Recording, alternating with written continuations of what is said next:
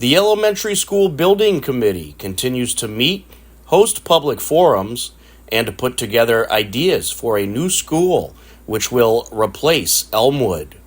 At their meeting on Tuesday, February 27th, they discussed design ideas for the new school, including the library. In prior meetings here, we've shared some developments of the cafeteria, gymnasium, main lobby. More recently, we shared classroom and breakout spaces. So tonight, we're going to share the Media Center, Arts and Tech, which is somewhat at the heart of the school. What we're looking at right here, right now, is on the left-hand side of the screen is a floor plan. This is the main floor. And if you'll recall, the Media Center is actually split on 2 floors. So 1/3 of the square footage is located on the first floor, and that's intended to be more deliberately for one of the 3 grades. So grade 2 will have its collections on this main floor, and then the 2/3 would be for grades 3 and 4. On this image, you can see over here where my cursor is, this is a zoomed-in floor plan. What you're looking at is the main hallway. The lobby is off to this side, and this is the main hallway that runs by the lower side of the Media Center. To describe how the space is organized, if you come in, the doors, they're centrally located. The librarian is straight ahead, so the circulation desk is right there.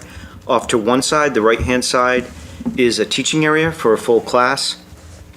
The room is surrounded by the perimeter of book shelving, which is taller around the perimeter, and then lower stacks, I believe 42 inches if they're out on the floor.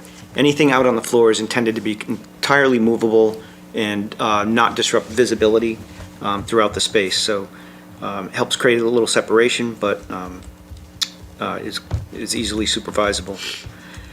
The little triangles that you see here show kind of an aperture of views that we have at the top of the page. So starting with the one right at the librarian, it looks toward some loose seating areas and towards a reading or storytelling area. So that is this image here, where my cursor is circulating. You can see it's a view of the stairwell up to the 2/3 portion, the second floor portion of the Media Center. Underneath that stair, that space can be enclosed, but we think it's really a fun opportunity to create a little storytelling nook, a seating area. So we're having a little fun with what we do underneath.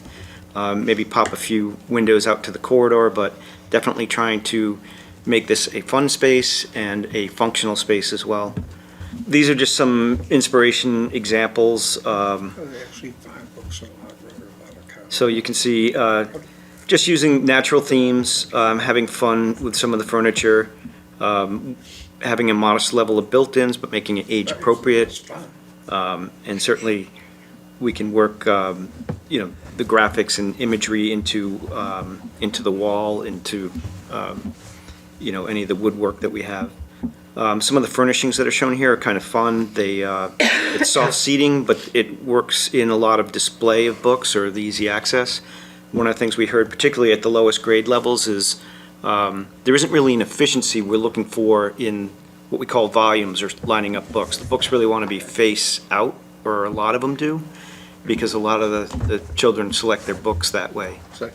They need a draw, something that attracts them. So there's a lot of focus on display, particularly at the younger grades.